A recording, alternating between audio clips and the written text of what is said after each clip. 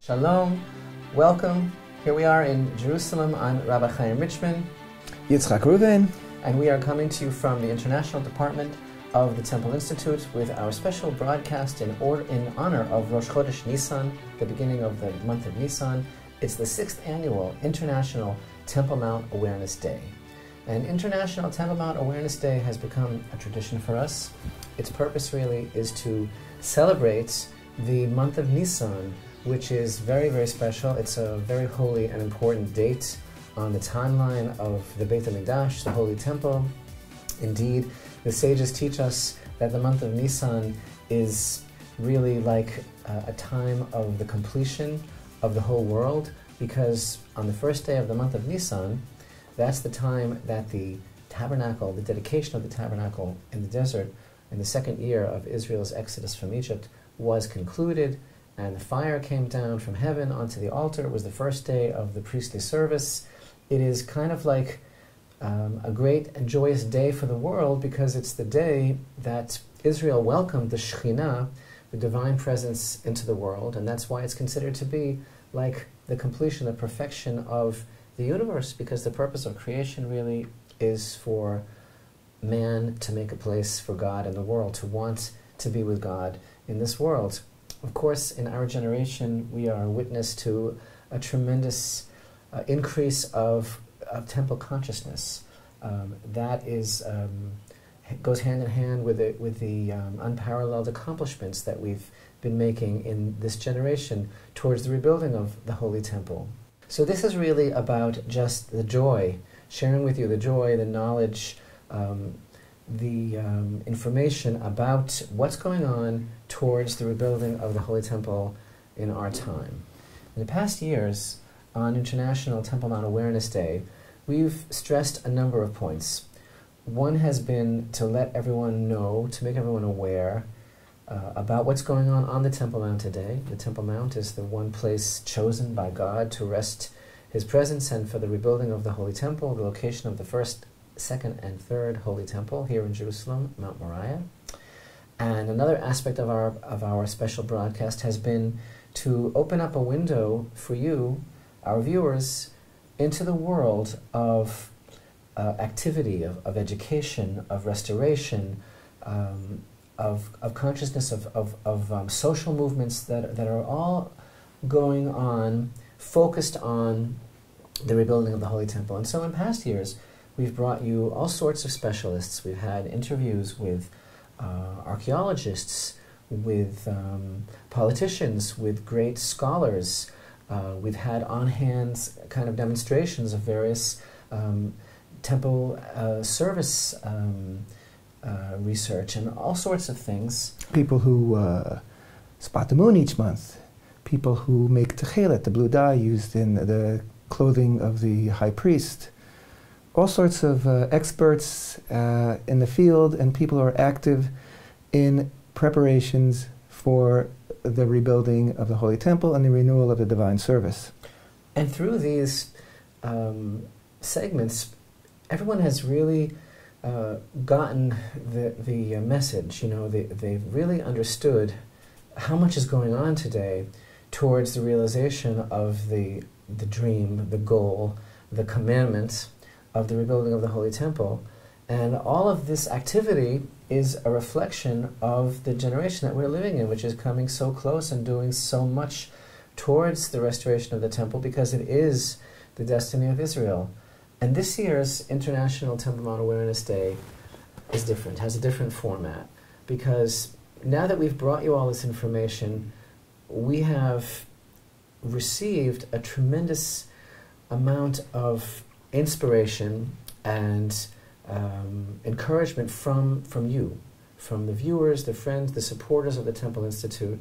And so our idea this year really was to kind of turn this around, and for our special guests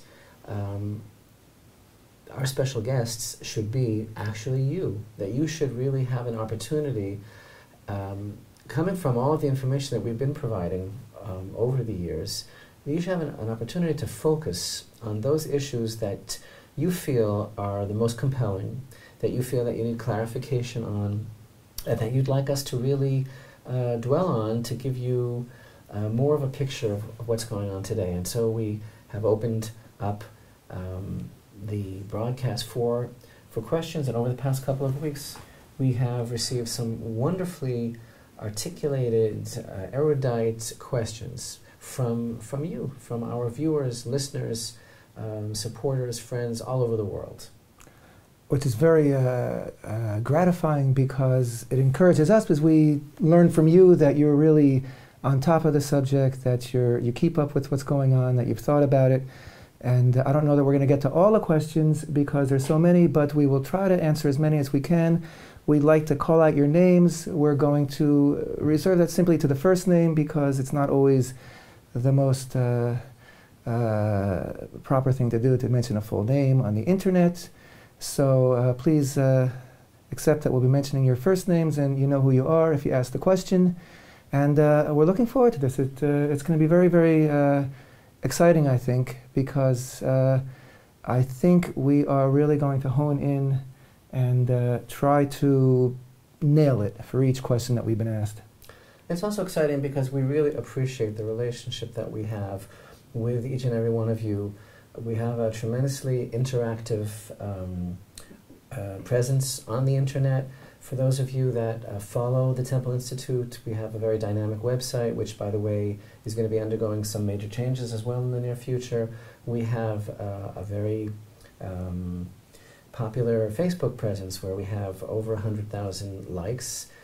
We have a YouTube channel with closer to 700 videos now on YouTube. And those of you who haven't been following us, we encourage you to do so, because we have a very active social media presence, and we're constantly updating and bringing you news and developments from Jerusalem as well. I would say that the questions really fall into some basic categories, and then there are some more complex questions as well. The basic categories, of course, are when are you going to build the temple? Where's it going to go? How are you going to do that? And those are, we got many questions along those lines. For example, if I would summarize those, Maureen asked, in the light of biblical prophecy, when do you think the third temple will start to be built? How close are they to it? Will it be built side by side with the mosque? Or will the mosque have to be gone? And this type of thing. Then we have, for example, Dwayne, who wrote also, when will it be built? And Johnny.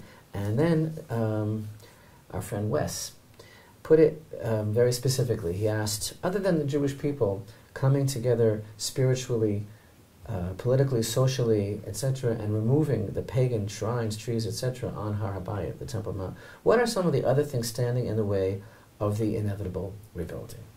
So probably the biggest question of all that most people have is when. Actually, there's two major questions. When and where. Because especially this past year, the question of the location has been brought into some kind of doubt. There's a lot of speculation about the location, and that's because of a number of books that have been written that have become very, very popular in certain circles that cast a certain question on what's being referred to in those circles as the traditional location of the Temple Mount, and they're trying to suggest an alternative location, and we've got a huge amount of questions about that, and we are going to be relating to that as well. But first comes first, and that is, well, we have an eternal commandment in the Torah to rebuild the temple. And yes, the position of the Temple Institute reflects that opinion in the hierarchy of Jewish thought, of Jewish law, of the tradition of the sages of Israel and their understanding of the Torah's eternal commandments. The position is that, yes, it is incumbent upon us. It's a positive commandment for us in our generation to do our best to rebuild the temple, that is the case in every generation, and that we're not waiting for anything to happen by itself. We're not waiting for God to step in to do this, and we're also not waiting for any sort of divine intervention or even for the Messianic advent, but rather the Jewish people are commanded to rebuild the temple. So, with that in mind, the construction of the third temple has already begun, because we've been building the vessels, and that is part and parcel of the commandment to rebuild the holy temple. So, a lot of people are waiting for something very otherworldly. Right. You know, both Jews and Christians, a lot of people have this impression that something's going to happen that is absolutely mystical, that is absolutely supernatural, and that's going to pave the way. But that's really not our position. We believe that this is the world that God loves. He put us in this world. It is as it is, exactly as you see it. And that we're commanded to fulfill His word as best as we possibly can. And having said that, yes, Yitzchak, that's a really interesting point, because actually, according to Jewish law, by doing the things that the Temple Institute has done and is doing, which is preparing the vessels, drawing up the plans, and by the way, we're going to be talking about this, all of our activities have catapulted onto a whole new level of participation and action that also is a tremendous reflection of the groundswell of enthusiasm and preparation that's going on in the people of Israel, because we've done so many things now the past 2 years that have involved the people themselves. We've made tremendous progress with the practice run of certain basic functions in the temple. We're coming close to Passover now, so again, there's going to be a practice Passover offering, as it were. of course, these are all done by Kohanim, by priests. Yes, we've had the water libation ceremony over Sukkot. We had the beautiful activity of the preparation of pure olive oil, which was the first time in thousands of years since the destruction of the temple that we actually manufactured olive oil according to biblical standard of purity for the menorah that coincided with the time of Hanukkah. So that there's a whole new level of preparation. But having said all of that yes, by doing all of these in a way, we're beginning to build a temple. But I don't want anybody to think that we're sidestepping the question, because the real question is, okay, fine. But we're talking about the location, we're talking about getting it done. When is that going to happen? And so the first thing that I would like to say is, to clear this up, we don't believe that there is any obstacle that cannot be overcome. We don't believe that there's anything that we're waiting for divine intervention for, and we don't believe that there are any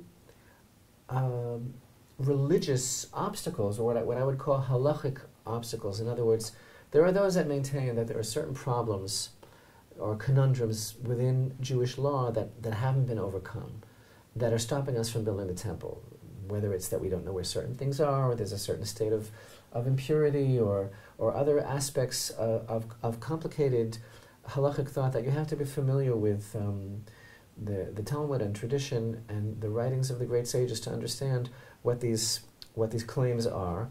But the fact is, actually, when you make this your focus, when you make this your life's work, when you begin to really deeply explore the requirements of the rebuilding of the temple and all of the details that are a part of the unbroken, uninterrupted Jewish tradition, the fact remains, and it's not a convenient thing to admit for some people, the fact remains, you know what? There are no obstacles that we cannot overcome to rebuild the temple. And all the various issues that some very religious people raise about, the things that they think maybe are stopping us from building the temple, actually they all have a solution. And there are details. I'm referring here to things like a state of tuma, which is a state of ritual impurity that has to be circumnavigated only through the ashes of the red heifer, purifying the place, all sorts of things that have to be present, or that have to be implemented in order to do this. You know what? Actually, they all have a solution within reach. And of course, that's what the Torah is all about. There are mitzvot, there are commandments for us to do. God doesn't give us commandments that we can't do. That would not be a very human-friendly thing to do. And fulfilling these things and preparing them is actually the mandate of the Temple Institute. These are not things that we just speculate about, or that we just wish for in some romantic kind of nostalgic hoping that things are going to change. That's not the Jewish experience. That's not what God expects us. He expects us to actually take initiative and do our best to effect change. So then what is the answer? And this is a powerful thought, and I think it's like a basic principle of a Torah life altogether. The answer is nothing stands in the way, I'm translating from the famous Hebrew expression, in the way of a person's ratzon, a person's will, a person's desire to do something. And this is really the problem. The problem is not this or that technical or idiosyncratic aspect of Jewish law or biblical law or something that's missing from the mix. You know, so many questions people have asked us, what's missing? What are you waiting for? What are the ingredients that you haven't yet built? That is really not the problem. The problem is that the Jewish people need to be united, decisive, focused, and they need to know that they can do it. They need to know that this is the key to everything, to all of the everything that seems to be elusive in our lives, the fulfillment of our destiny, peace, really, not only in the region but on earth, and the fulfillment of all the prophecies that point to Israel's taking upon itself its task of being a lighthouse to the world and bringing the light of God into the world. It's all about the Shekhinah, the divine presence shining forth from Jerusalem, from the Temple Mount. And we can do it. You know, like, yes, we can. And the idea here is that that is truly the answer. So how close are we? I think that we are so much closer than we were 20 years ago, 10 years ago, 5 years ago. It is palpable. We're a breath away. We really are. I mean, it was a major issue in this past election here in Israel. The attitude of different groups and rabbis towards ascending the Temple Mount, and the whole idea of temple consciousness as part of a movement for social change. It has never been on the agenda and been as popular as it is in everyday life in Israel now. Take that alongside the tremendous accomplishments that have been achieved by the Temple Institute and others that are working with us towards the preparation and towards the rebuilding and towards the research and towards everything. It's unprecedented. And the only thing that's really missing is this little shift in, I call it little, and it's not little, it's a paradigm shift. This change of the head, of the mindset, and the heart of the people of Israel. But the happy news is that that is so much happening now. It's practically overtaking us. So I can't really put a time schedule on it. The indications are better than they ever were. And again, we're not waiting neither to be hit over the head by the Messiah, neither for something to fall down, neither for any sort of signs and wonders. Those are not authentic Jewish concepts. The authentic Jewish concept is God commands us to do something, and we fulfill it. We fulfill it with dedication and self-sacrifice, no matter what.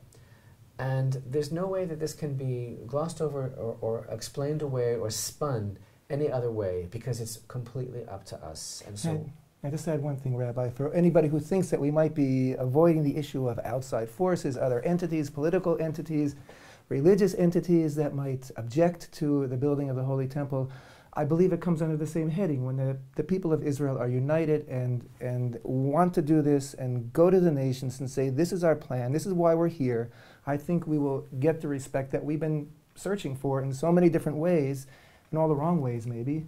I think that we'll get the respect, and I think we will get the happy and willing cooperation of the nations. If the prophets of Israel are telling us the truth, and Zechariah, for example, says that the nations will come to a Jew, 10 men from amongst the nations, and grab hold of his corners, right, his tzitzit, and say, can we please go with you because God is with you. Imagine if Netanyahu would have stood in front of the Congress and taken out his tzitzit and said, grab on, everybody, I'm going to take you there. The point is, that's who we are. That's what our destiny is. That's what we're going to do. And the time is coming. And this broadcast is proof of that. The tremendous interest that we are having from all over the world in everything that we do is proof of that. The tremendous accomplishments, unprecedented, that we have made in the past year alone towards the rebuilding of the temple is proof of that. And so what a fitting first question for our broadcast today, the 6th annual International Temple Mount Awareness Day. When? Well, as soon as is humanly possible, because we are human beings and it is up to us and we are working on it. Together with your help, this is an opportunity, speaking of your help, for me to thank all of those supporters, donors, contributors, friends at the Temple Institute that accompany all of our holy projects and make all of this possible. You can log on to templeinstitute.org anytime, click the donate button. There are a number of options for contributing to the Temple Institute. There's a tax deduction available as well. We appreciate your being with us. There's much more to come on the 6th annual International Temple Mount Awareness Day from the Temple Institute in Jerusalem.